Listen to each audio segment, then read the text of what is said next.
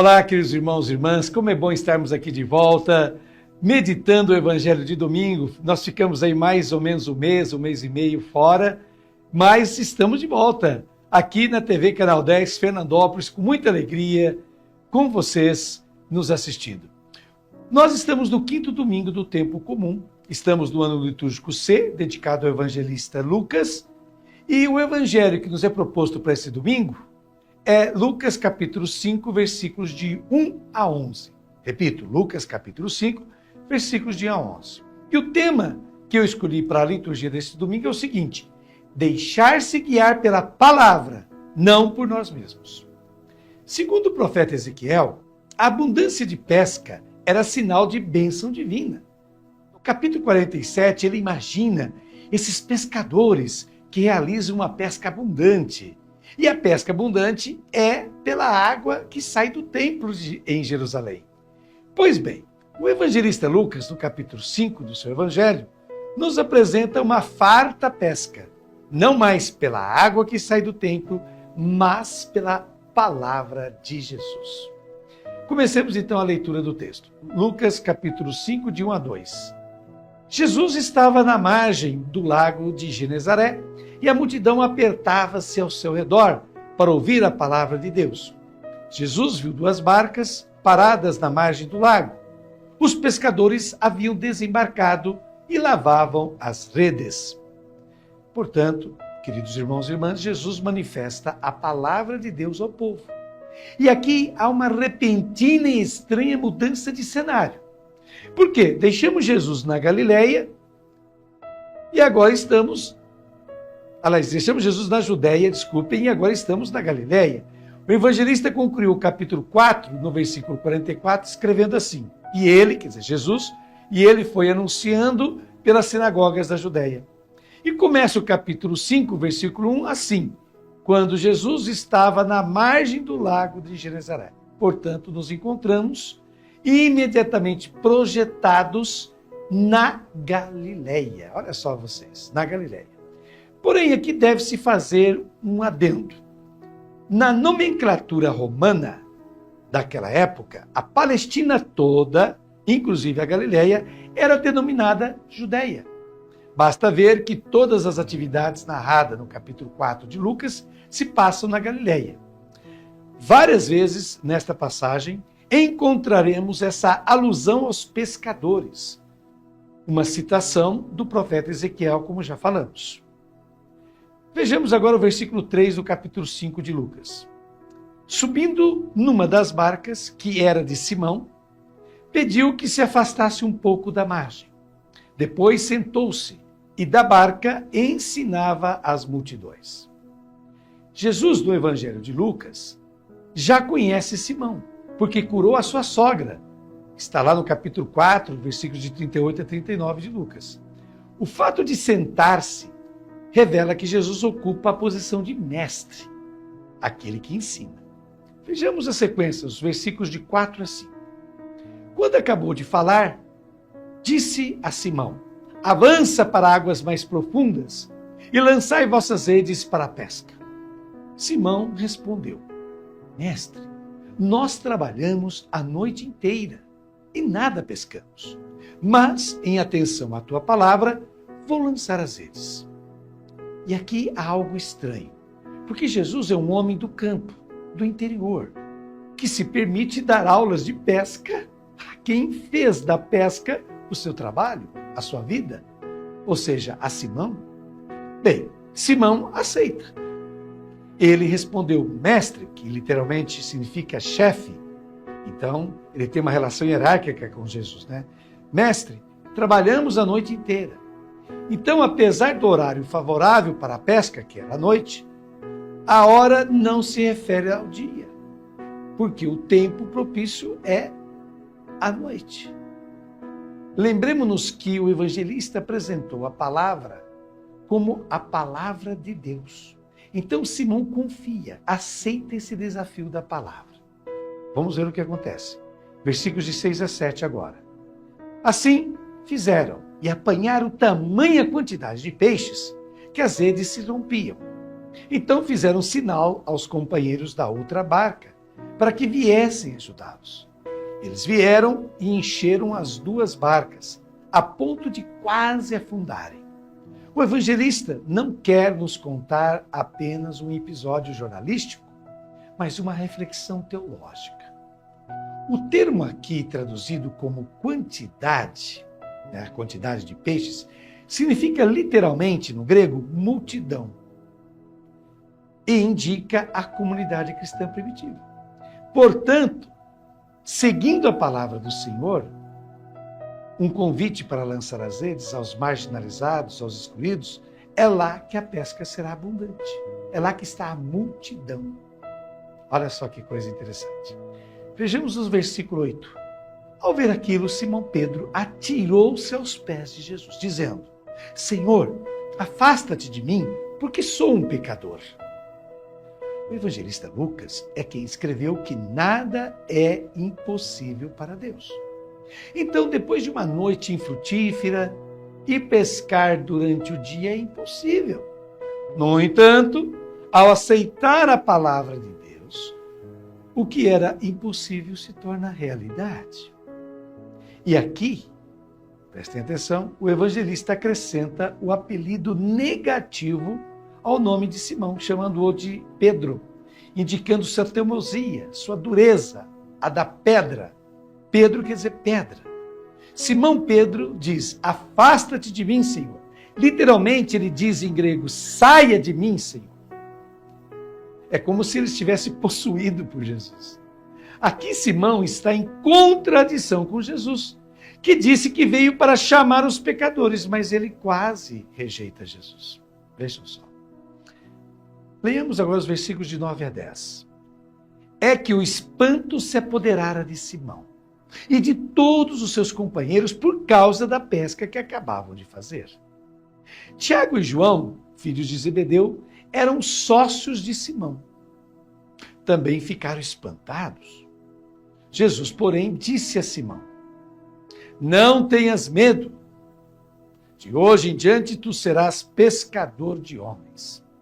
Pois bem, o evangelista sublinha, destaca a pesca, escrevendo literalmente, pela pesca dos peixes. Eis aqui a novidade trazida por Jesus. Jesus disse a Simão: não temas. Jesus não se importa se ele é pecador ou não. Muito menos com o que diz respeito ao seu passado, ao seu relacionamento com Deus. Ele está interessado, ou seja, Jesus está interessado em seu relacionamento com os homens. Vejam só vocês. E com o futuro. O passado não importa para Jesus. Felizmente, Jesus não se prende ao passado dos seres humanos. Não se fixa no que foram ou fizeram. Pedro disse: afasta-te de mim, saia de mim, porque sou pecador.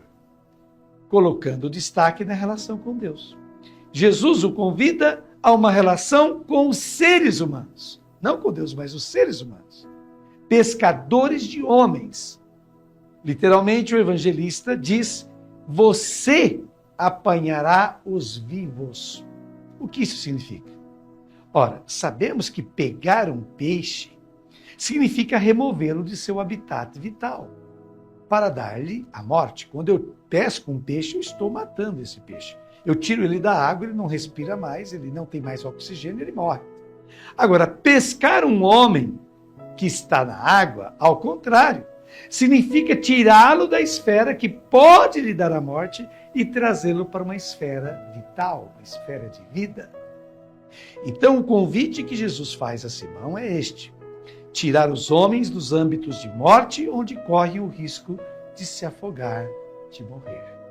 Vejam só vocês. Vejamos o último versículo do Evangelho deste quinto domingo do tempo comum.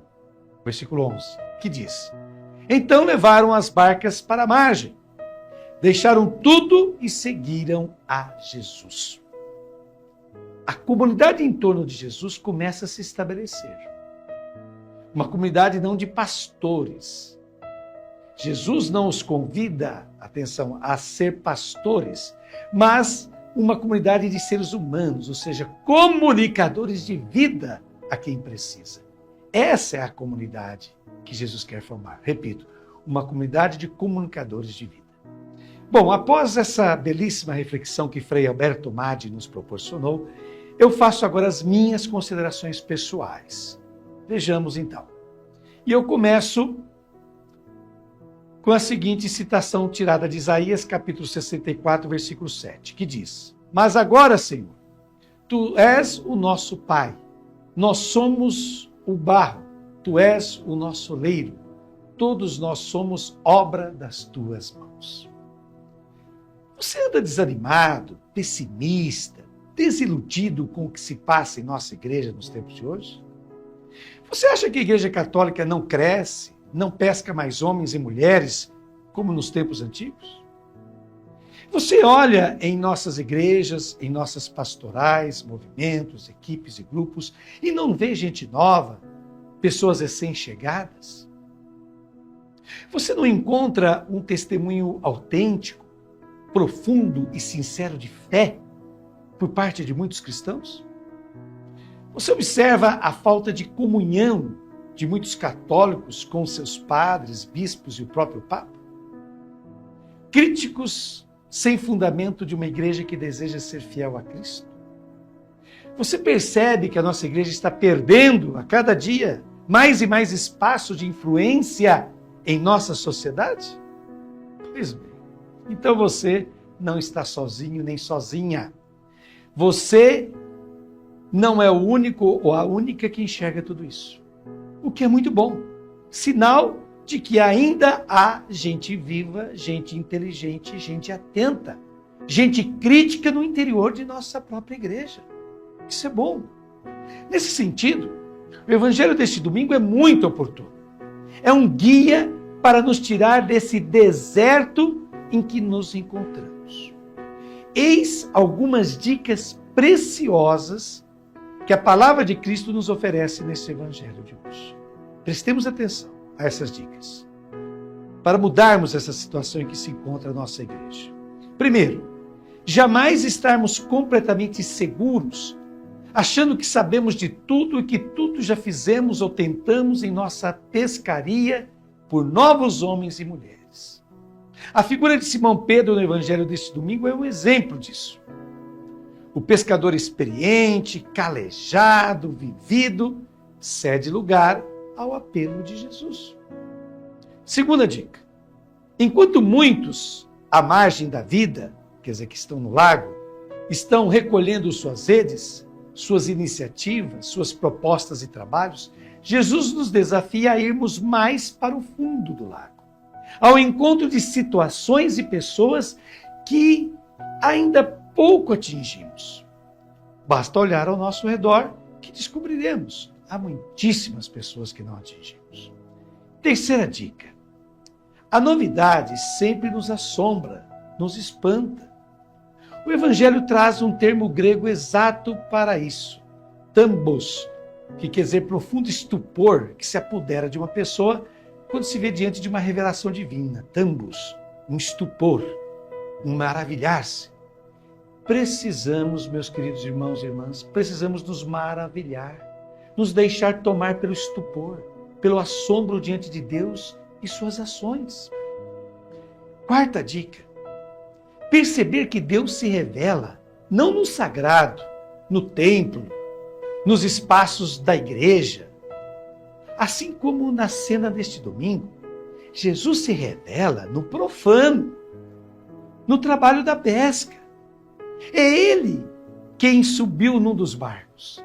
É Ele que se coloca dentro dos ambientes e da vida das pessoas. Essa é a grande dica. Com isso, Jesus desloca a religião, como constatou o teólogo espanhol José María Castillo, que diz o seguinte, abre aspas, Jesus retirou a religião do templo e do culto e a colocou nas tarefas da vida e nos afazeres da produtividade que necessitamos neste mundo para podermos viver com dignidade. Fecha aspas. Quinta e última dica que o evangelho deste domingo nos dá. Jesus associa a presença de Deus com a abundância. Veja bem, Jesus associa Onde tem Deus presente, tem abundância. No caso aqui, abundância de peixes, uma multidão, como fala o Evangelho. É muito interessante observar nos Evangelhos que o Deus de Jesus não combina com a escassez. Vejamos alguns exemplos. Primeiro, relatos da multiplicação dos pães. Sempre sobram cestos e cestos de pães. O vinho bom das bodas de Caná, em João capítulo 2. Vinho abundante, litros e mais litros. Terceiro exemplo, a pesca milagrosa do ressuscitado, em João capítulo 21, de 6 a 11. O nosso trabalho, preste atenção, gente, o nosso trabalho, a nossa atuação, deve produzir não ganância, mas produtividade, a qual gera abundância. A mentalidade mesquinha não combina com Deus, o Deus de Jesus, nem com Ele próprio. Quem sabe, levando em conta e aplicando essas dicas, possamos voltar a ter mais fé, esperança e amor. Afinal, o decisivo sempre, como o Evangelho nos relata em seu último versículo, é: deixaram tudo e o seguiram. A religião, o trabalho, os afazeres da vida devem se concentrar nisso, seguir Jesus. E agora, concluindo essa nossa meditação do 5º domingo do tempo comum, ano C, faça comigo esta oração conclusiva que você já está vendo aí na sua tela. Senhor, Tu abriste o mar e vieste até mim. Tu rompeste a noite e inauguraste um novo dia para a minha vida. Tu me dirigiste a Tua palavra e me tocaste o coração. Me fizeste subir contigo na barca e me levaste para o mar. Senhor, Tu fizeste coisas grandiosas. Louvo-te, te bendigo e te agradeço. Na Tua palavra, no Teu Filho Jesus, no Espírito Santo. Leva-me sempre para o mar, contigo, dentro de Ti e Tu em mim, para lançar redes de amor, de amizade, de partilha, de buscar juntos a Tua face e o Teu reino já nesta terra. Senhor, sou pecador, eu sei, mas também por isso eu Te agradeço, porque Tu não vieste chamar os justos, mas os pecadores, e eu escuto a Tua voz e Te sigo. Pois bem, Pai, deixo tudo e vou contigo. Amém. Beijo no coração de cada um de vocês. Foi muito bom reencontrar-me com todos. E até o próximo final de semana, se Deus quiser. Deus os abençoe.